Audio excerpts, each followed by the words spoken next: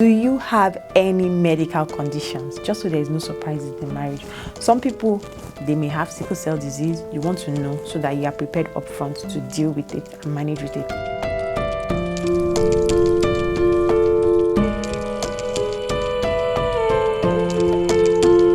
What's up, beautiful people? Welcome to another exciting episode of Health Savvy with Dr. O. You already know. And as usual, I'm always excited to have you guys here with me on another exciting episode of Health Savvy. So today, I have a very, very interesting topic for us to discuss. Like, very interesting topic because you know Nigerians now, we like wedding. Anything wedding, we're always there. Oh, I'm begging, eat jollof rice, eat fried rice, you know, wear gele, ashwebi and everything and show up, you know. So anyways, today we're not talking about wedding particularly, but we're talking about something that is related to wedding. So I know you guys will be interested. Yeah. So basically we're saying, let me first of all give you the backstory of how this episode came about. So one of our subscribers sent me a DM on Instagram and she was like, okay, she's getting married and stuff like that. And after doing screening and stuff like that, you know, because some churches insist on pre-marital screening or something like that, so they do blood tests and all that for you, which is actually not a bad idea, you know. So basically after doing the screening, that was when she now found out that her spouse was HIV positive. And luckily she's also a member of all these churches where they preach no sex before marriage and blah blah blah. So she's actually a virgin, so she's actually never slept with him. So it's like now she's found out that her husband to be is HIV positive. So question is now, should she go ahead with the wedding or should she not? Of course, I'm not a relationship counselor, so I'm not going to answer that question. You guys can answer in the comment section down below and advise her. But my own is to now tell you guys, okay, let's talk about it as friends. You know, I'm your doctor and I'm also your friend. So let's gist, right? Let's talk about, from the medical perspective, from the health perspective, what are the questions you need to be asking your spouse before you guys walk down the aisle? You know, don't let love blind you, right? It's not always about love is blind, love is blind. I think there was a quote like, love is blind, but marriage is the eye opener. Yes, so marriage will open your eyes. So better shine your eye before you enter.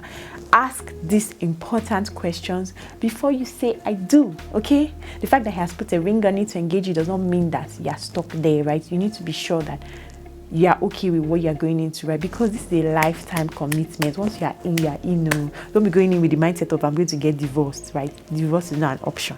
Of course, in certain cases and everything, yes, like if he wants to kill you or something, of course, that you're not going to die there. However, divorce should not be an option. So in order not to hear stories that touch, there are certain questions you need to be asking your spouse before you walk down the aisle. And of course, this is both applicable to men and women. So I'm not only talking to the women, I'm talking to the men as well. So this episode today is about 5 questions you need to ask your spouse before you say I do. So number 1 question you need to be asking your spouse, inspired by the little backstory I just gave you, you want to ask the person before you get married, do you know your HIV status? Very important. Do you know your HIV status? Just because, yes, HIV is a virus and we don't want to stigmatize people that have it. That someone has HIV doesn't mean they were promiscuous, right? They could have gotten it when they went to the barbing salon and cut their hair, or when you went to the salon to do your nails and they were sharing all these instruments without sterilizing. That's why it's always advisable. Go with your own clippers, go with your own manicure sets, because you don't know how well these salons sterilize their stuff, right? To prevent stories that touch. Because HIV is something that for now you deal with for life, right? Yeah, there are drugs that can help to suppress the viral load and all that. For you not to get it from your partner, right, you still have to take extra precaution. Or if it's the lady that has HIV, she still needs to take extra precaution not to transfer it onto your baby, right, during pregnancy and even during childbirth and all that. So these are things you want to consider. Do you know your HIV status? You both need to know that we're both HIV negative. And if perchance one of you happens to be HIV positive, that doesn't mean the end of the marriage. If you feel like I can deal with this, you look at all the cards on the table, pros and cons. Okay, what are the drugs available? How are we going to prevent each other? How are we going to prevent our kids from getting it? What's your life expectancy and all that? If you feel like, okay, I can deal with this, right? I can handle it. I mean, this person is a great guy, is a great woman, and HIV is not going to stop me. Then that's all well and good. But it's important for you to know before you say I do, so there are no shockers in the marriage, because you don't want this to be putting a strain on your new marriage, right? Because if you don't know your HIV status before you enter marriage, at least for the women, before you give birth, they will check your HIV status compulsorily. It's part of the routine antenatal checks. So you don't want any surprises. You want to know this before you get married. The next and important question that people should be asking: do you know your genotype? This is particularly directed to Africans, right? Because white people don't really have to deal with this. But Africans, you know that we have something called sickle cell disease amongst us. And it's very important that you know your genotype, because if your genotype is AS and your partner's genotype is AS, if both of you get married, you have that risk of giving birth to a child that has sickle cell disease. And let me tell you, sickle cell disease is not something that is easy to manage. People that have sickle cell disease or that are dealing with sickle cell disease can tell you that they wish they never had it. So people blame their parents for giving birth to them because of the things they go through with sickle cell disease when they have to go to crisis and all that. Trust me, it's not a nice thing to make someone go through. It's not a nice thing to have to go through. Yes, we have drugs, there are therapies that can help and all that. It's just best not to put someone through that if you can, right? So it's best to know upfront. Do you know your genotype? So that if both of you, your genotypes are not compatible, before you say I do, you can decide to part ways. And if you do decide to go ahead, that's not a problem. You know your options, you know the possibilities that, okay, you might be lucky enough to give birth to a sickle cell child, right? Because it's only a 25% chance if both of you are AS.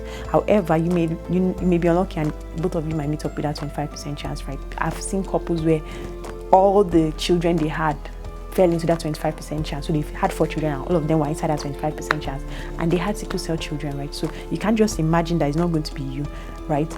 Yes, we pray that doesn't happen, but if it does happen, you need to be better. Okay, if we decide that we are both AS and we're going ahead, so you need to know what are the challenges you might face. Having a sickle cell child, caring for a sickle cell child, we've had couples that sickle cell children, having to care for a sickle cell child put such a strain on their marriage that the marriage did not last, right? They were not prepared for it. So you need to go into marriage knowing that you are prepared. Like, okay, if I decide that both of us are AS and I'm getting married, do I know the responsibilities that comes with taking care of a child that has sickle cell, right? If we do eventually have one, am I ready for this?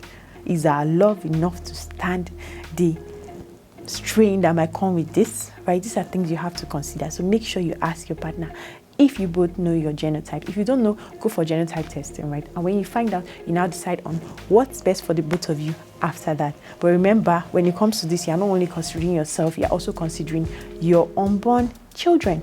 Then the next question you want to be asking is if you have any genetic disorders in your family. So for example, there are some disorders that are familiar, so they run in different families. For example, something that we call hemophilia, right? So hemophilia disease, women are usually carriers, so which means women never have the disease because it's an X-linked disease. So of course we know that there is X and Y chromosome. Only men have Y chromosome, while women have X chromosome. So women have 2 X, men have 1 X and 1 Y. And hemophilia is normally X-linked, something we call X-linked recessive. So it means that if a woman has hemophilia X carrying chromosome, right, she wouldn't manifest symptoms of the disease, so she will only be a carrier. But if a man has it, because he has only 1 X chromosome, he's going to have symptoms, right? So you need to find out that, do you have these kind of things in your family, so that if you do have it, right, you want to know, just in case, how are you going to manage it?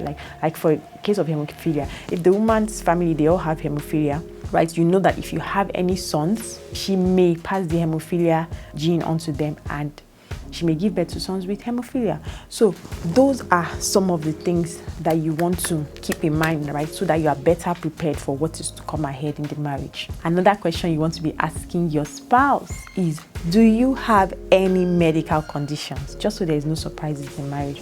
Some people, they may have sickle cell disease. You want to know so that you are prepared upfront to deal with it and manage with it.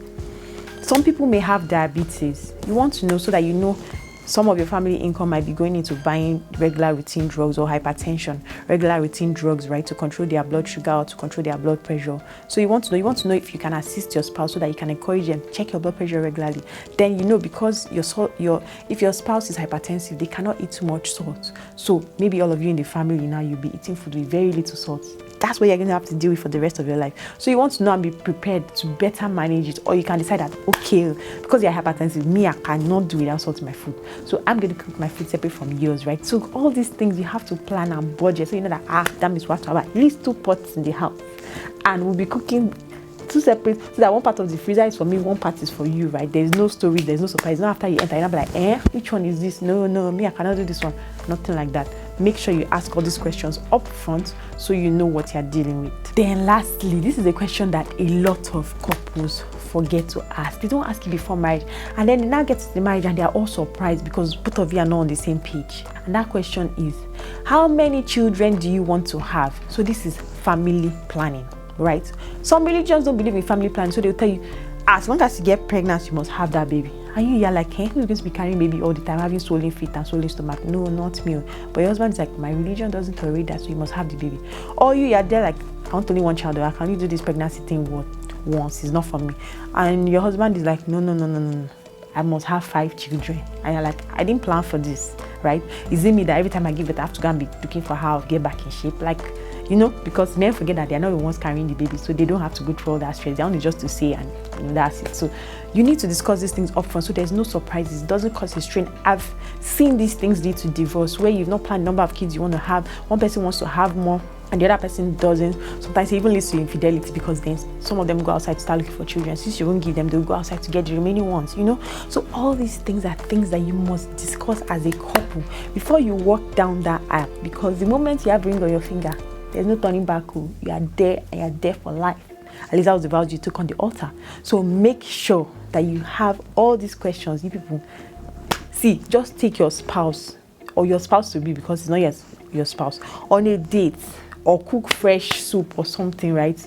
And discuss that. The person will be like, what's happening? What's the occasion? What are we celebrating? We're having special panel today because Dr. O said we need to discuss these 5 questions before we go ahead to say I do. So after you've discussed these 5 questions, then you can now feel comfortable, balance, and go ahead to wear your suits, wear your wedding dress, and walk down the aisle to get married. Don't forget to send me invitation. Me, I want to come. I like Owambe. I wear Ashwebi. Come and eat jollof rice and drink minerals like they call it. I don't know why do people say mineral. What is minerals? And drink soft drinks or sodas or juice. Okay, so trust me, I love these things. So don't forget to send me IV. I will. Wherever I am, I'll be there. I'll be there for that wedding. But make sure you ask yourself these questions before you do any wedding. Before you start sharing IV, ask yourself these 5 questions. Very, very important. If you enjoyed this video so far, please don't forget to click the like button down below. And if you haven't subscribed, I mean, isn't this video a good enough reason for you to subscribe already? So please click the subscribe button. Share this video with everyone you think needs to see this, especially the couples that are planning to get married. So if someone gives you wedding IV like this, just this time and send them the link to this video on WhatsApp, or send it, share it around. If you know you love those people truly and you're not just worried about Ashwebi and jollof rice, make sure you share this video, okay? Like I always say, a healthy you is a happy you. See you next week.